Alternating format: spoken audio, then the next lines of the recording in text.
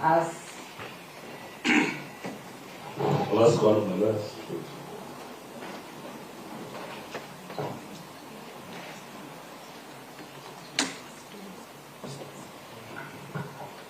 please provide the list to our secretariat and we will proceed. We have supplied a bundle, this bundle that is supplied to the whole committee, part of the committee. The list is at page 193 of the bundle. It consists of a list of documents and witnesses. Thank you. Yes. I take this opportunity now to welcome the CS.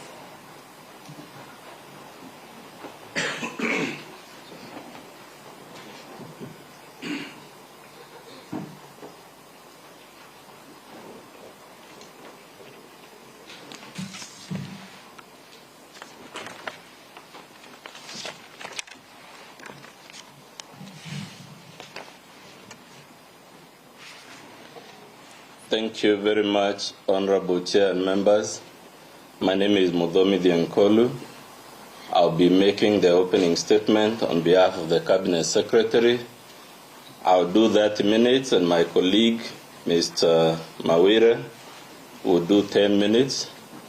Unfortunately, sometimes my eyes is challenged, so I don't mind, Chair, if you interrupt me at the 30-minute mark, so that Mawire, because I might not be able to see the screen as clearly as it should. Honorable Chair and members, we have been wondering,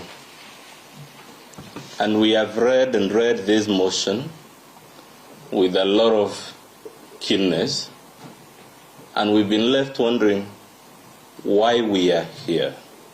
Of course, we know the simple answer is that there is a motion before the House, and it was sent to this committee to investigate.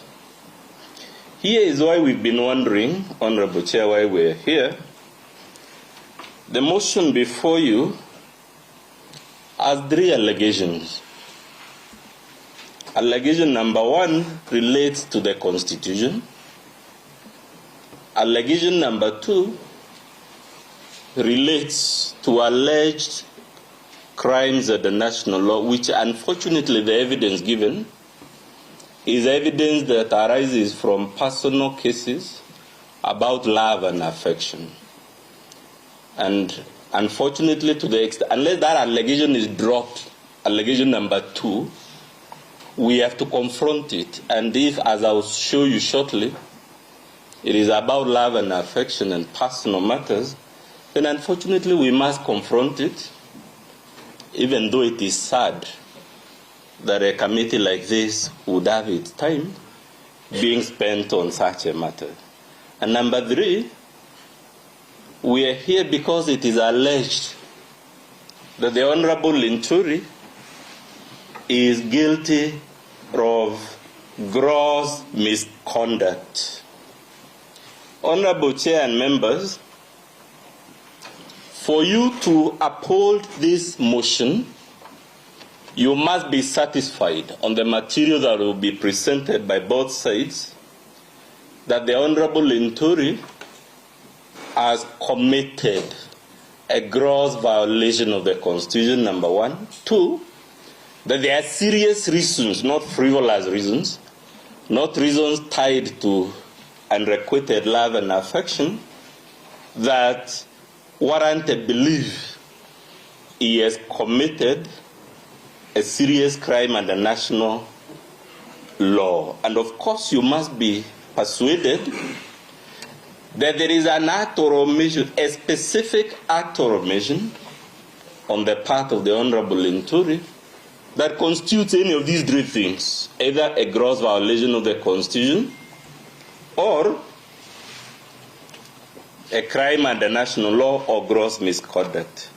We have, in our response, Honorable Chair and members, that we filed yesterday, presented before you a decision of the Supreme Court under Annexure number 7 in our bundle, specifically on pages 132 and page 190 to be more precise, on what the Apex Land Court in our land has said is the threshold that must be satisfied when you're seeking to remove a state officer from office for allegations such as the one before you.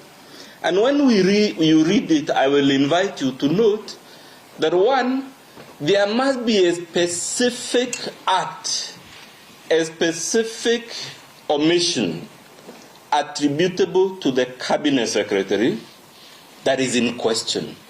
I use the word specific, not nebulous and broad and vague and amorphous. Number two, that act or omission which you must be satisfied has been committed, there must be a nexus between it and the cabinet secretary, which is to say, contrary to some of the submissions I've had, it is not a matter where you say, some guy must be hanged for this, somebody must be crucified for this.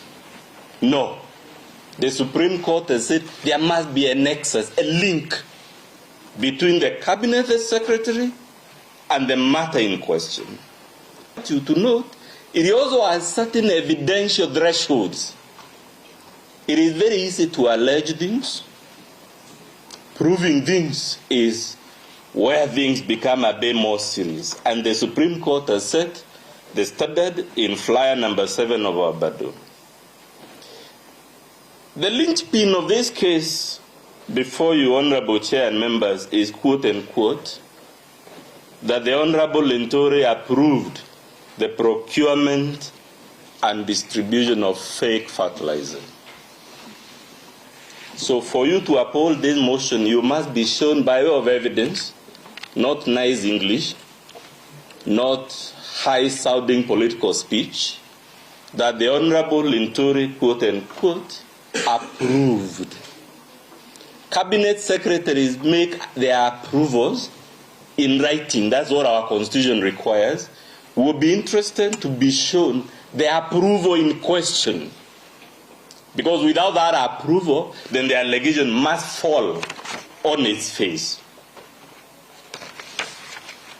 We will be urging you when we get there, Chair, to ask yourself whether, as a matter of law and fact, two things, law and fact, whether the Cabinet Secretary for Agriculture or indeed any other Cabinet Secretary is allowed, as a matter of law or fact, to approve procurement decisions, whether as a matter of fact the Honorable Linturi approved or in any other way engaged in any act or omission that can warrant the accusation that he approved the procurement of fake fertilizer. When we get there, Chair, we'll urge you to read document number 3 in our battle, and document number 10, and document number 21 in our battle. And we'll be urging you to check and to find that when you read those documents, one, it is clear that the NCPB is a semi-autonomous government agency with its own board, with its own bureaucracy that is legally and factually immunized from ministerial control of the type that is alleged before you. We invite you to note, because the allegation is one of approving procurement of fake fertilizer, we'll be inviting you to note from document number 3 and document number 10 and document number 21 that there was no tender document for procurement of fake fertilizer. On the contrary, on the record before you, the procurement in question was, quote unquote, to procure fertilizer that meets the standards set by the Kenya Bureau of Standards. You will know from those documents that the accused person before you even took steps, as per the document number 21, to remind that semi-autonomous government agency that they had to procure fertilizer that meets the specifications and standards set by the Kenya Bureau of Standards. Chair, this brings me to allegation number 2, which I said it is sad. We may want to wish days away. Allegation number 2 tells you that there are serious grounds for believing the Honorable Linturi has committed a crime under national law. What is the material that has been placed before you at pages 15 to 17 in support of that allegation? I mean page 15 to 17 of the motion before you. It is a list given there of court cases between the Honorable Linturi and the Honorable Member for Aldai constituency, which in the mover's own words, these are not my words, they are personal, civil, family, and commercial disputes. So it is not as Honorable Chair that I brought a matter of love, affection, and passion of the death before you. It is ground 2 of the allegation on the record. All those 12, 15 or so cases cited there are personal disputes between the Honorable Linturi and the Honorable Member for Aldai constituency. And when we get there, the $1 million question is, if this is not a trivial matter of love gone sour, how did the mover of the motion use material of personal family disputes as the core basis upon which an entire allegation number 2 of his motion is based? But more importantly, when we get there, Honorable Chair, we have produced before you 9 decisions of various courts, ranging from the Court of Appeal, going to the High Court, going to the magistracy, about all those so-called personal, family, and commercial disputes that form the anchorage for ground 2. And when you read the judgments and rulings and orders we have placed in document number 11 all the way to 19, the common denominator is that the courts have ruled all those disputes in favor of the Honorable Linturi.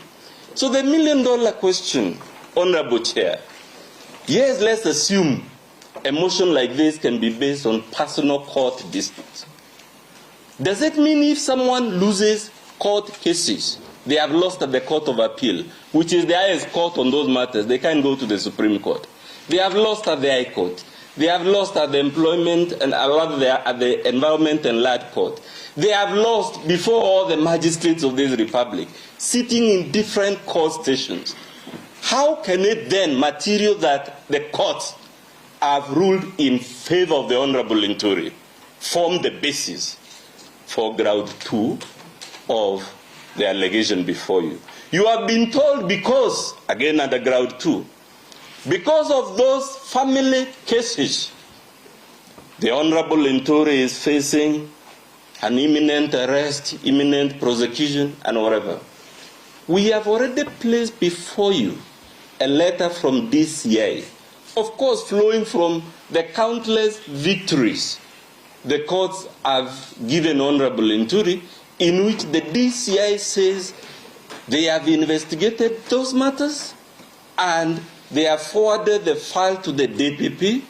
The DPP has reviewed all those files and advised, quote unquote, they be closed with no further police action. So it is up to you. Who do you believe?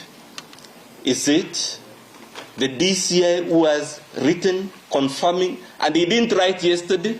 It was way back last year, more than a year ago. Who do you believe? We will be submitting before you, Honorable Chair, that this mover of this motion is a proxy, and specifically a proxy of the Honorable Member for... Chair, kindly, there are some words that we shouldn't allow to be. Let me just explain what describe somebody. Honorable Omanyo, say your point of order. I think we should a language that is acceptable and not describe anyone in a manner that degrades them. So that we don't waste time, I'm happy to withdraw the word proxy, Chair. I would also suggest when there are interjections, my clock be stopped because they eat on the time. So I will rephrase, Honorable Chair, and say that the real mover of this motion before you is the Honorable Member for Aldai. We shall play before you when we get there video evidence, specifically video number 4, that confirms that. We shall invite you to look at all the cases that form the basis of ground number 2, of allegation number 2.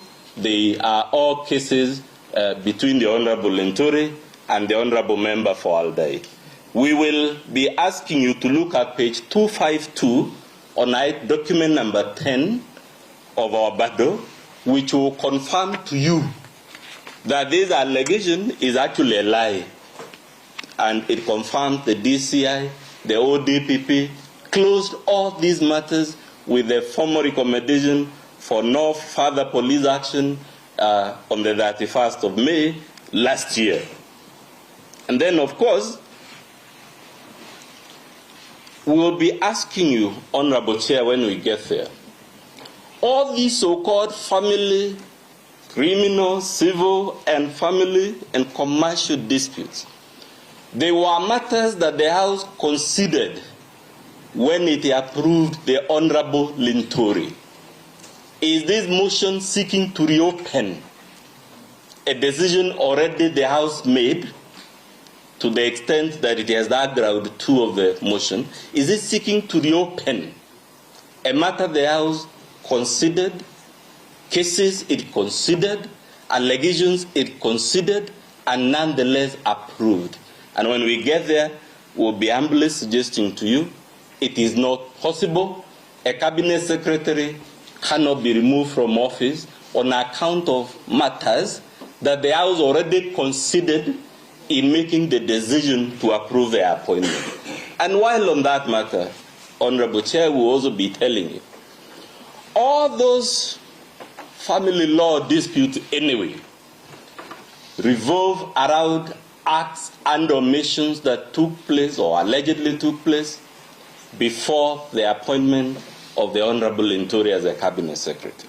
So again, the question will be asking you, does Article 152 of our Constitution provide for removal for conduct while in office, or does it provide for removal for conduct prior to assuming office? And of course, when we get there, our submission will be for matters that allegedly happened before appointment. Those are matters that belong to the committee that vetted the Honorable Linturi. And on the record, because there is a house of record, it should be clear from your answer that those matters were indeed, as a matter of fact, considered by the House. Allegation 3, Honorable Chair and members, is the one we found quite interesting. It claims the Honorable Linturi should be removed from office for 2 things. Well, they still mention the personal love issues, but 2 additional things. They say one of them is the Honorable Linturi was involved in a spat with journalists. And because he was involved in a spat with journalists, the President should dismiss him by resolution of the House. Number 2, it says, the Honorable Linturi stormed some factory and ordered its closure. What is interesting about this allegation is the evidence given in support of it.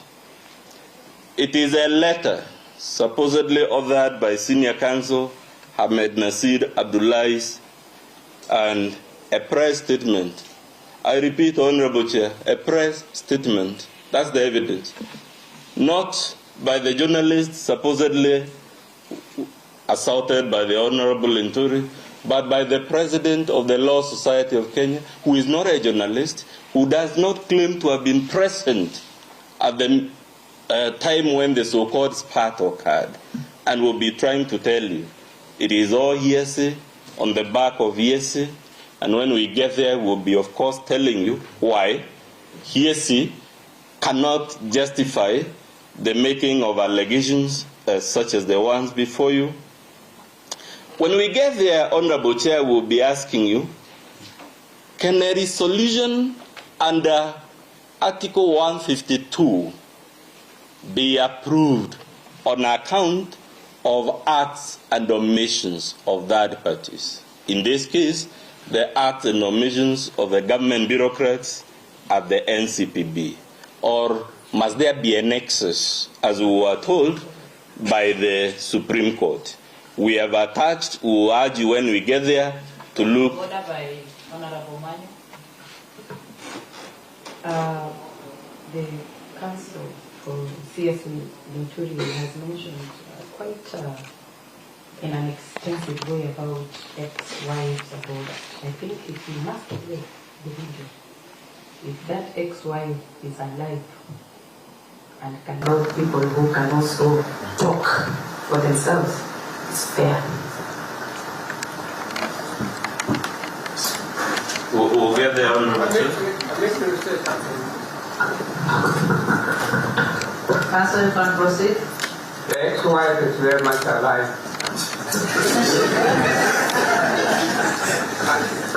The maybe I do conduct ladies, I do talk to ladies in evening. I talked to her last night. She's very much alive.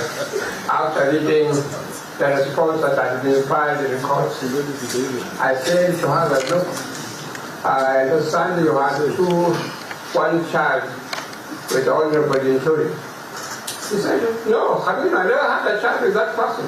Senior Council, you did your part, but you have given us a good break of laughter.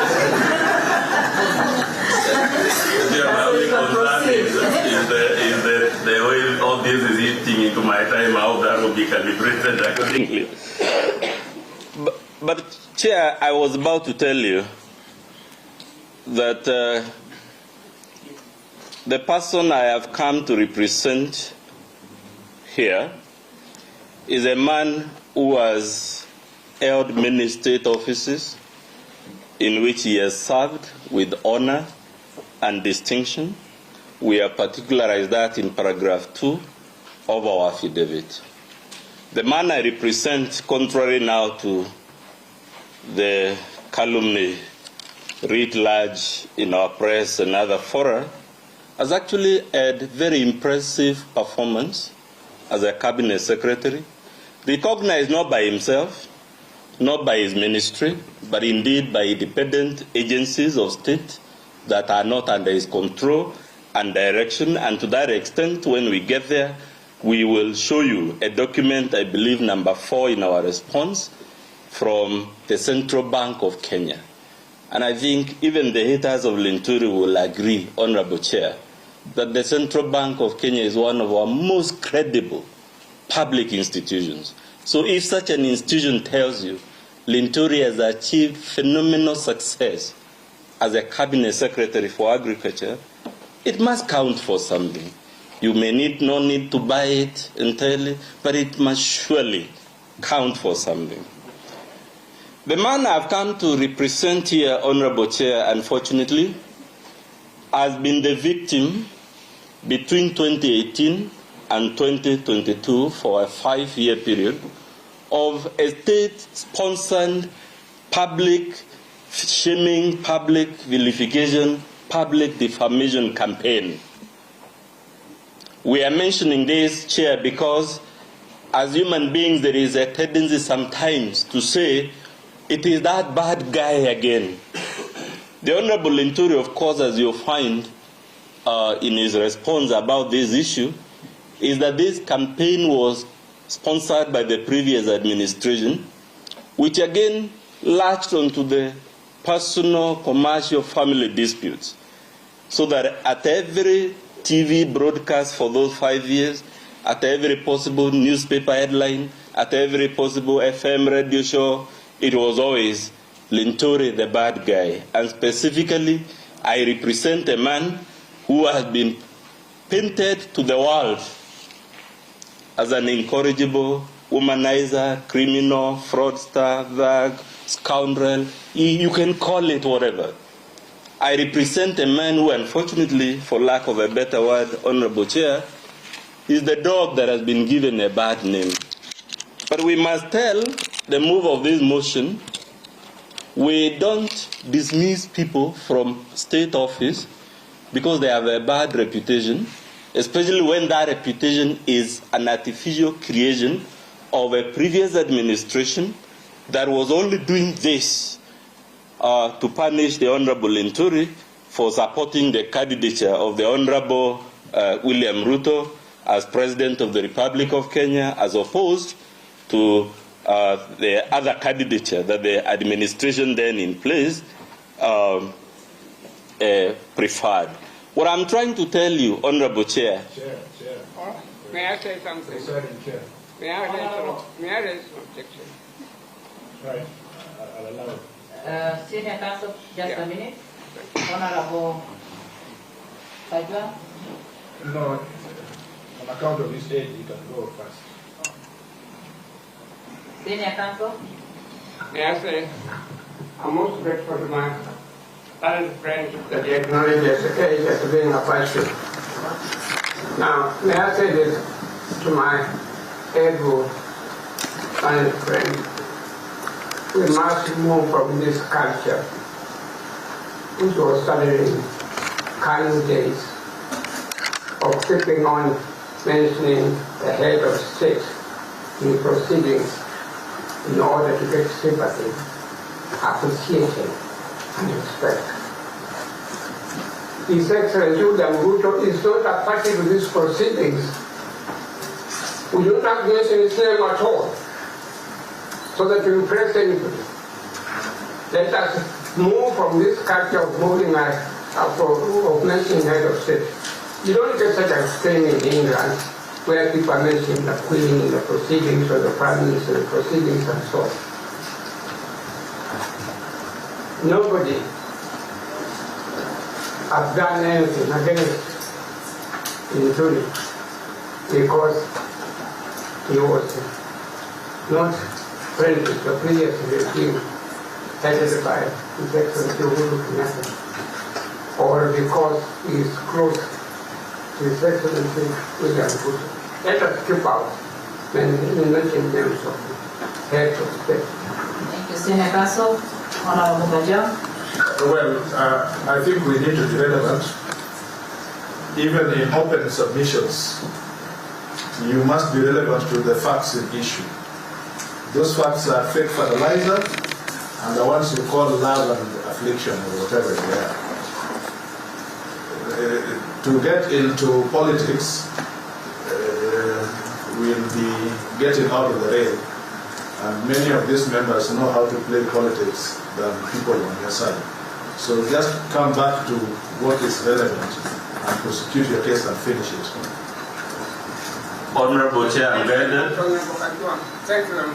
I'm guided, Honorable Chair. Just for the record, I'm not saying this because it is irrelevant. Every legal dispute has a context in which it arises. And if you just allow me to finish, it will be clear why I'm mentioning this. And specifically so that we don't waste more time.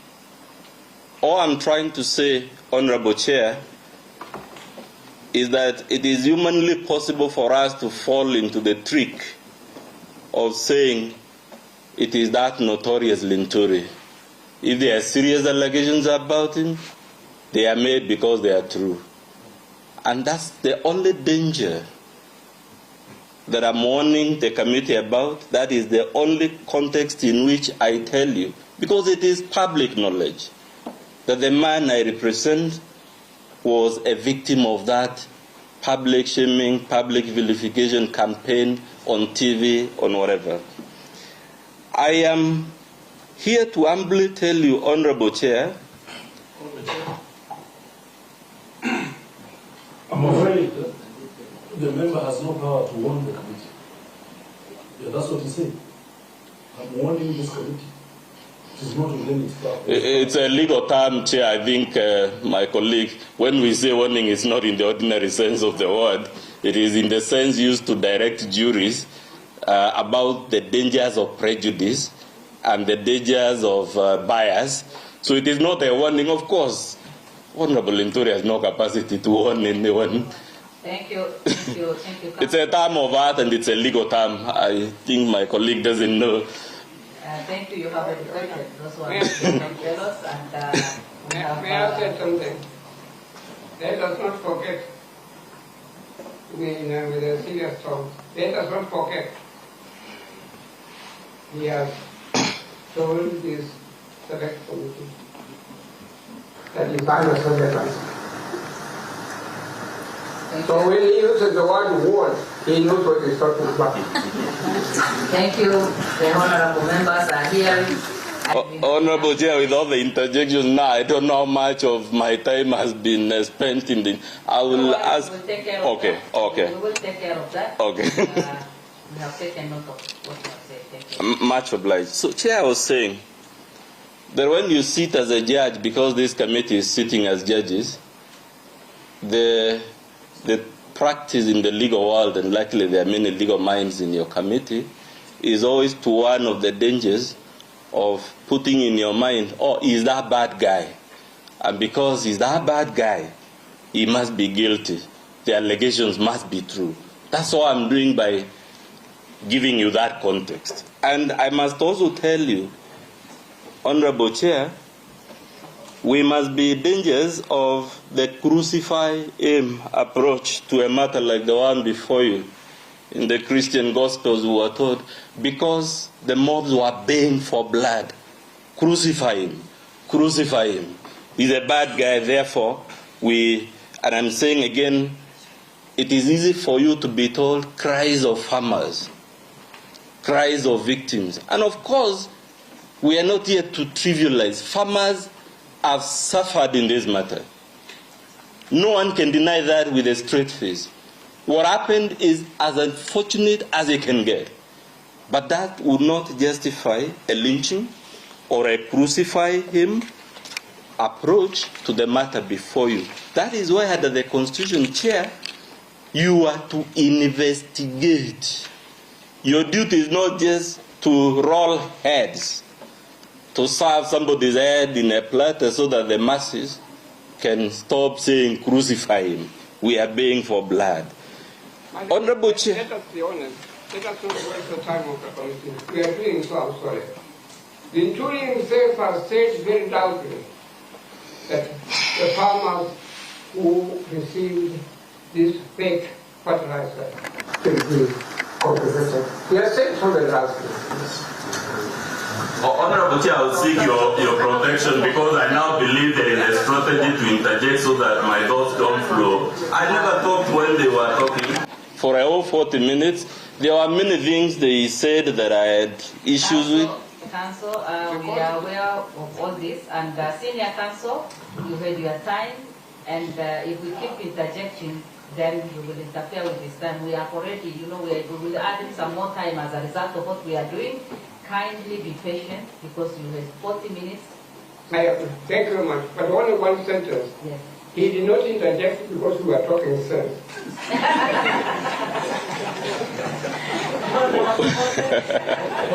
We will leave that to the committee, Honorable Chair. I think what we had, Senior Council, Aminwa, and Barbara here, give you time to finish because when you're also raising the issues, we kept quiet. Because I remember at one point, the mover talked of a fair minister. And we didn't raise it.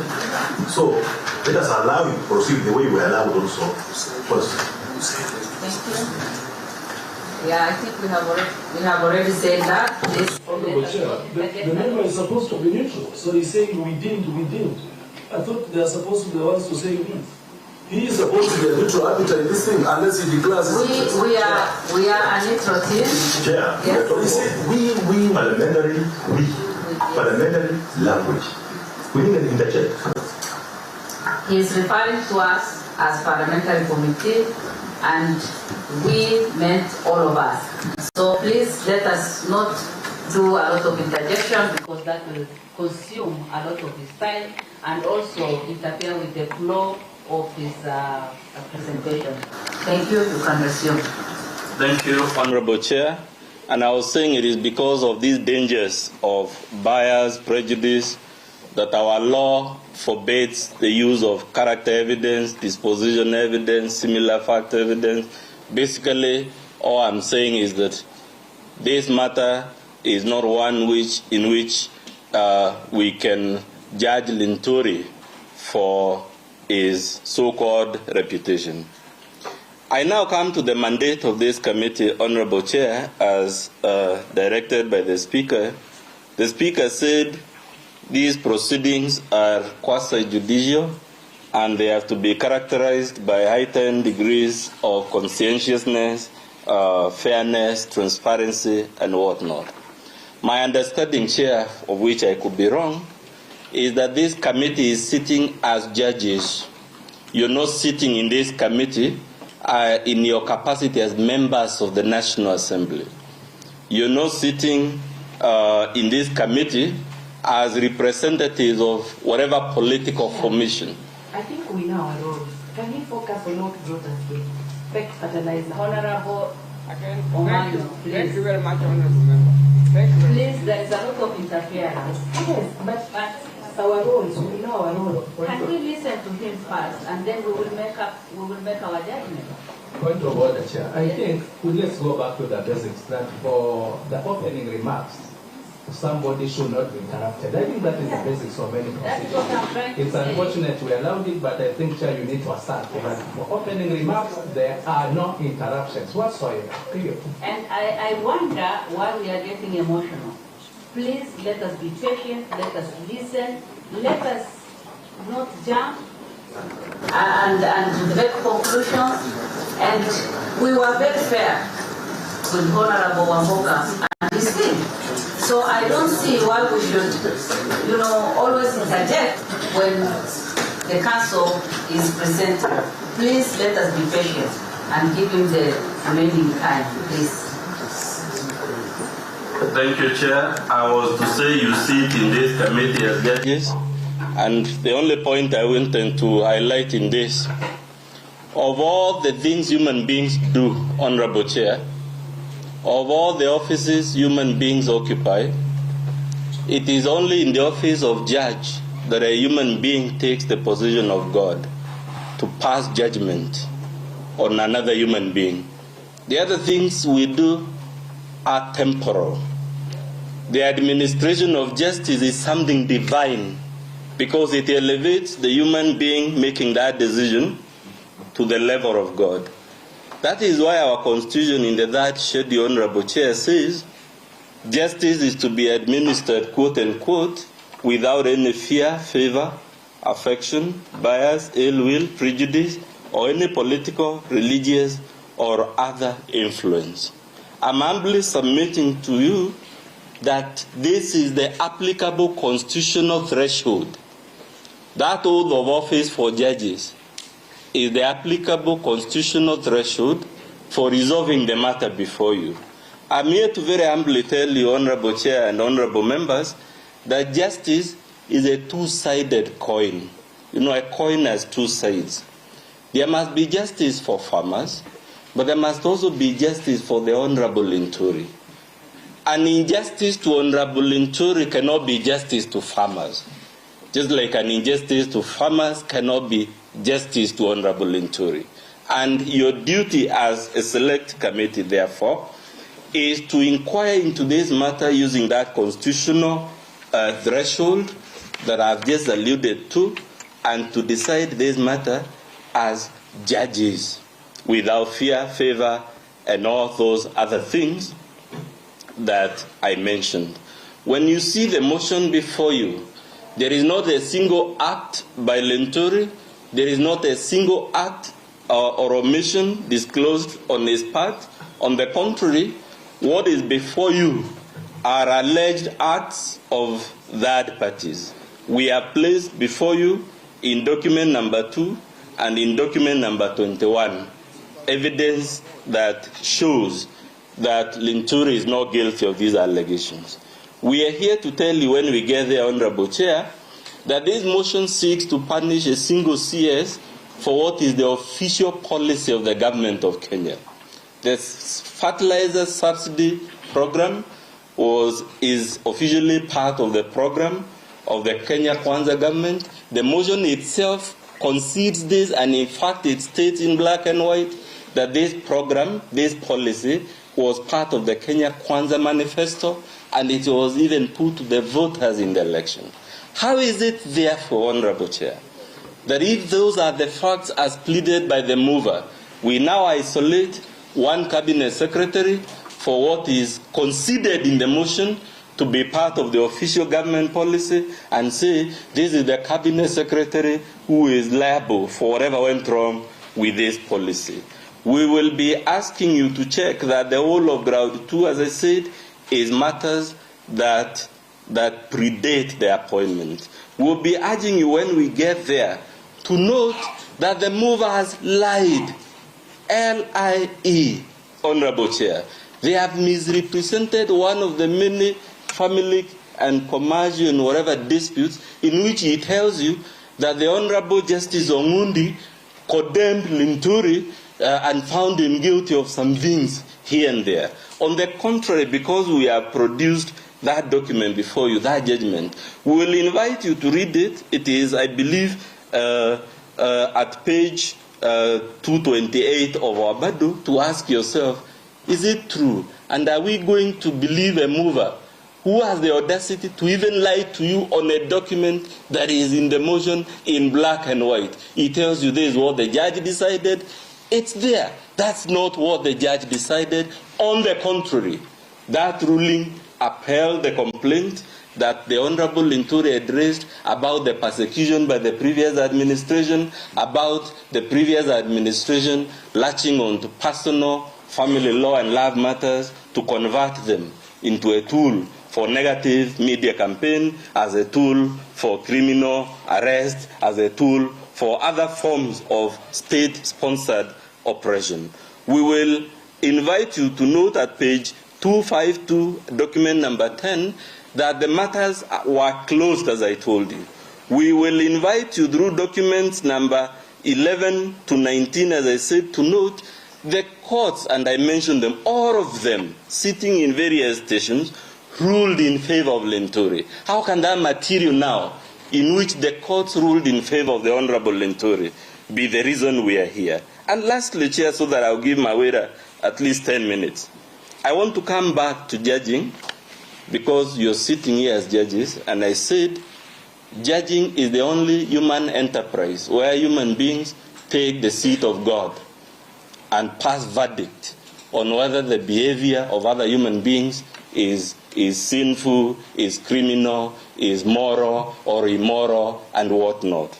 And because it is something where we take the position of God by passing judgment, I am to reflect and ask myself, what does God teach us? Unfortunately, I'm not a religious man, and my interaction with religious texts, Honorable Chair, is sporadic and disjointed. But I tried the most I can to ask myself, what does, if we agree that judging, which is what you're doing, is the only activity in which we take the place of God? And I asked myself, from Islam, what do we learn? Because the dominant religions in Kenya are Islam and Christianity. In Islam, I checked one of the hadiths, Hadith 3566. The hadiths, Honorable Chair, are recordings of conversations the Holy Prophet is believed to have had with various actors and passed on the divine revelations to him. So this particular hadith is about judging, and it says, if I may read, judges are of 3 types, one of whom will go to paradise and 2 to hell. The one who will go to paradise is a man who knows what is right and gives judgment accordingly. But a man who knows what is right and acts tyrannically in his judgment will go to hell. And a man who gives judgment for people when he is ignorant will go to hell. It's book 24 from, I think, Hadith 3566. You know, Chair, when I say you're acting in the place of God, because that's what the law permits you to do, if you doubt that you're actually in the place of God, the decision you make, there is no legal recourse against it, just like judgments passed by God. You know, the other judgments, we go in the lower courts and whatnot, you can appeal to the High Court, appeal to the Court of Appeal, appeal all the way to the Supreme Court.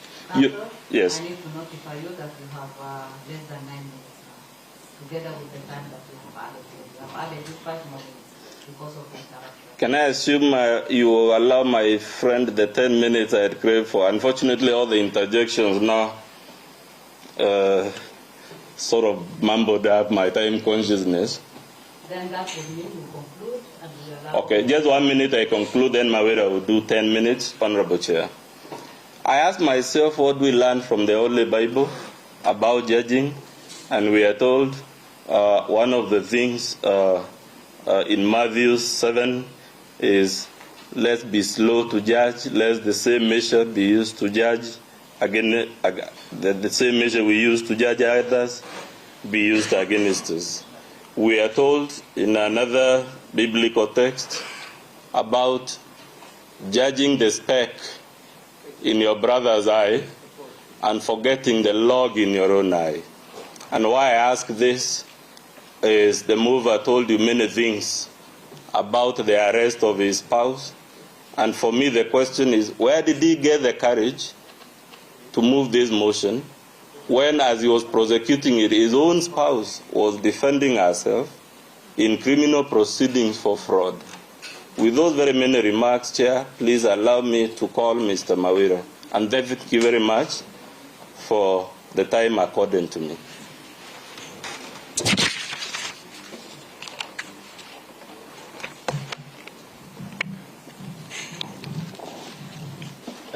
Honorable Chair and the members, my name is Boniface Mawira. I will begin from what my learned senior Dr. Muthomi was alluding to, the issue of the judgment that the mover or the sponsor of this motion as referred to in allegation number 2. All these issues about love and affection. It is very unfortunate that as the Cabinet Secretary has to respond to these allegations, because from where we sit, they are really belittling of this committee, that this committee has to descend to that arena of love and affection. But because the Cabinet Secretary must respond, then we are compelled, Honorable Chair, to bring to your attention that there are 3 judgments, a judgment and 2 rulings. There are 3 judicial decisions by the courts of this republic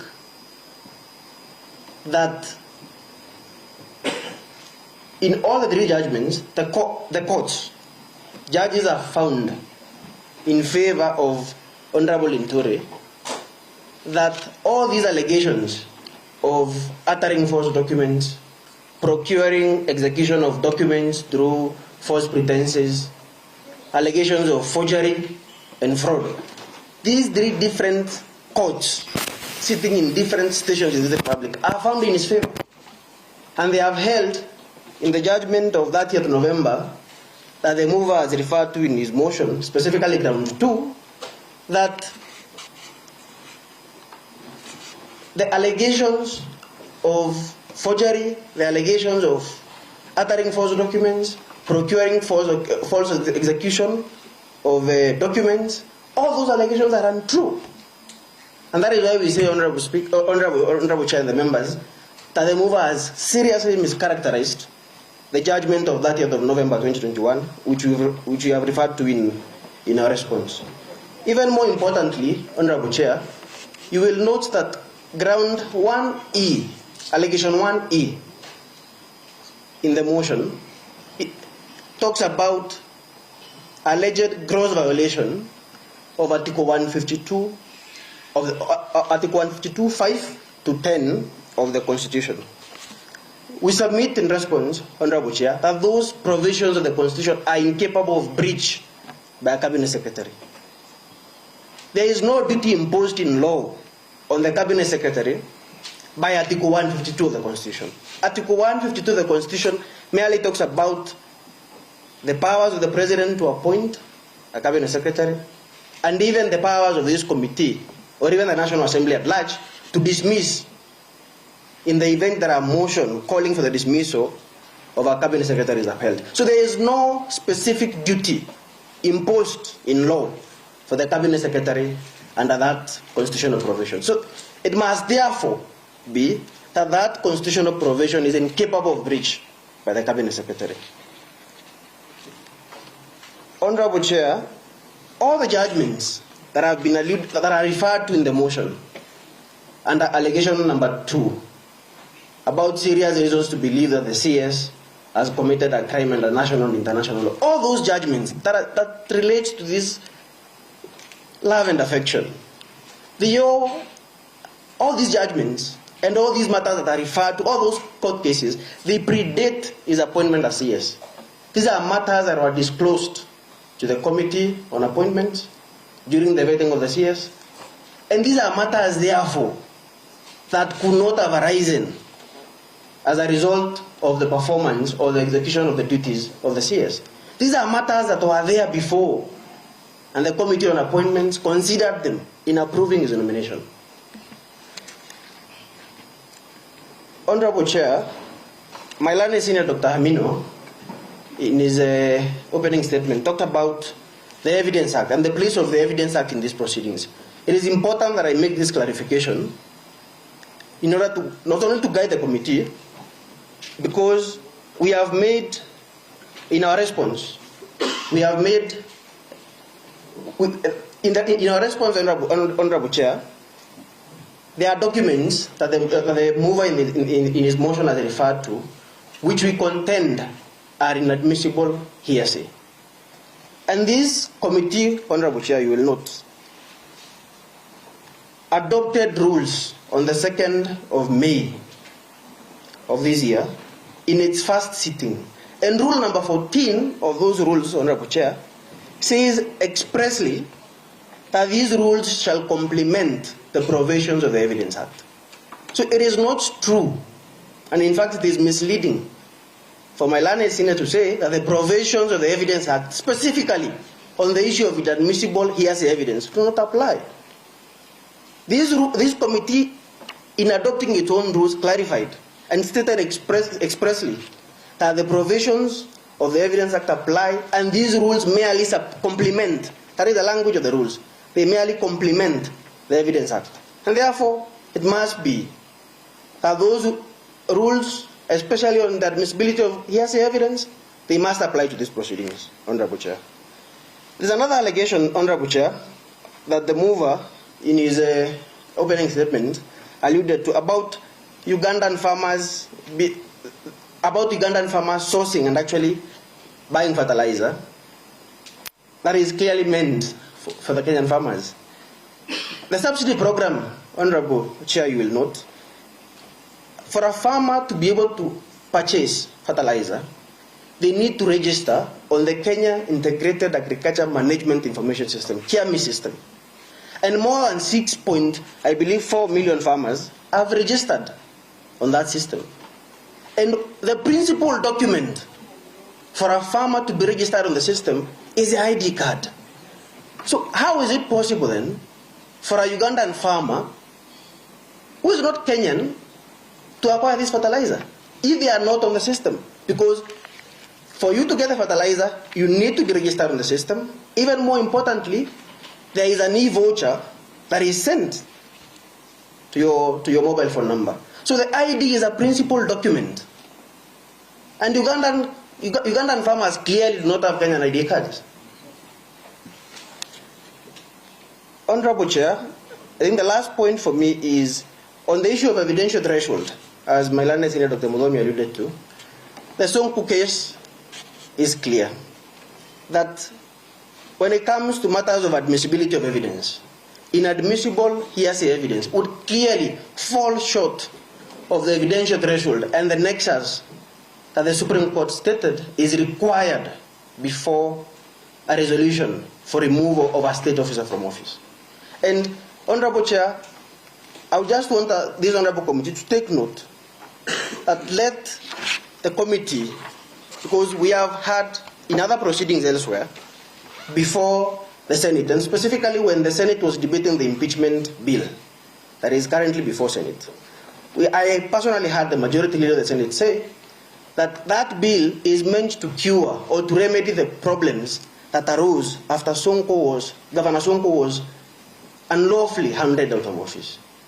So let us not, Honorable Chair, fall for that mistake. My last point for me, Honorable Chair, is what my learned senior, and as we've been saying, the Honorable Member for Waldai is the real face behind this impeachment motion. And as my learned senior confirmed, he even met her yesterday evening. He met her yesterday evening and she was telling him she does not even have a child with the Honorable CS Linturi. Clear, what would be the motive for the council representing the sponsor to meet her if she is not the real face behind the motion?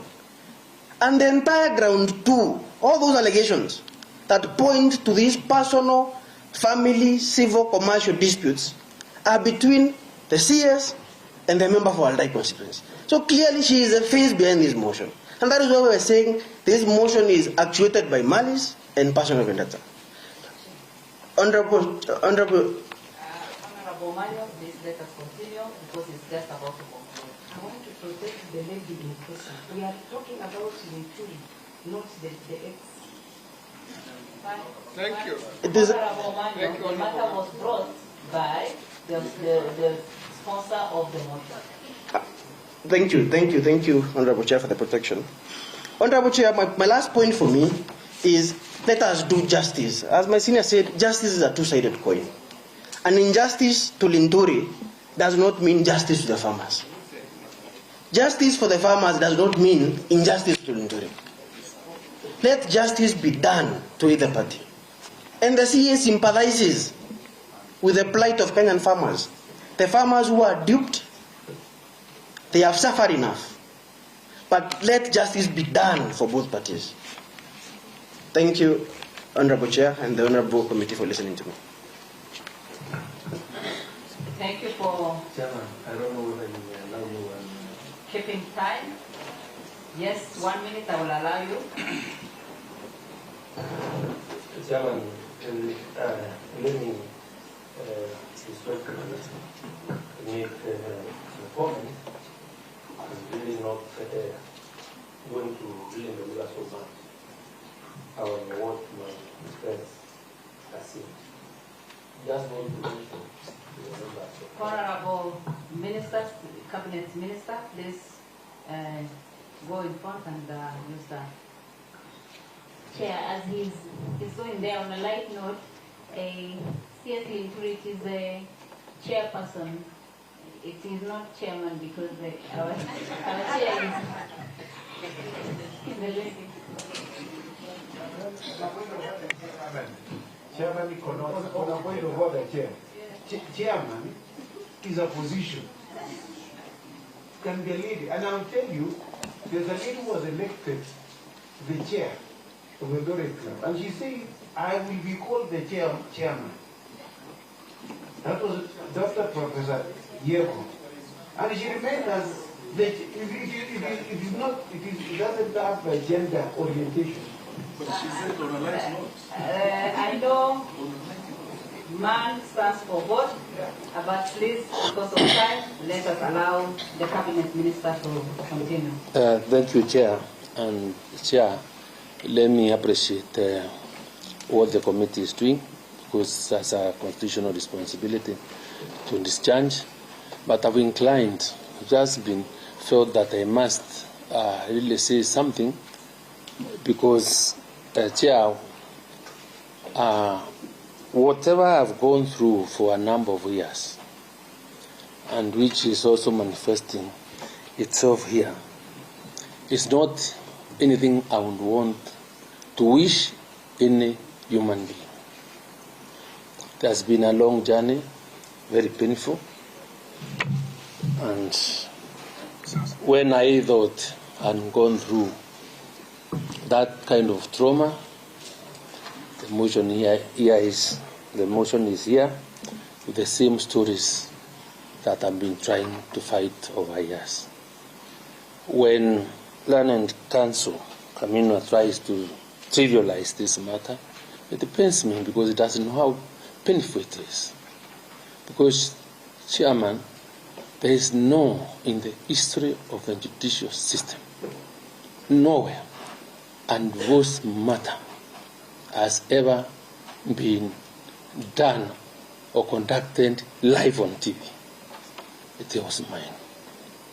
And that was the reason when Dr. Muthoni Ankolu tries to contextualize this story, then it's not taken seriously.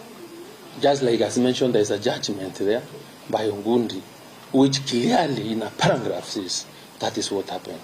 When counsel for the mover accepts in before this committee that was called, was having a discussion with the so-called, with the person that we are referring to as a proxy, one wonders what is it that was being discussed. So, members of this committee, I would want to say one time that as we look into this matter, let us really look at the matter on the basis of evidence and the fact. I am ready to defend myself, and I really know the pain that the number of farmers that really interacted with the few bags of fertilizer, I really feel for them. And I've taken corrective measures from the ministry. Those people that we believe were culpable, I've already taken plea. And Chairman, I want to leave it at that, but it's very painful for me because when I took over the ministry, the country was in a crisis, didn't have food, we were trying to import food. We've produced 67 million bags within the first year. And when we are telling people going back to the farms, I thank the farmers that came to listen to us. I was shown Jahon, and because this is what I want to call occupational hazard, because it comes with the job I'm doing. But remember, members, I sat on that side for 15 years. You may also cross to this side. So as you decide on this matter, please note do injustice. Thank you so much. Thank you very much. Members, we are done with opening statements from both the parties. Now we will proceed to evidence taking.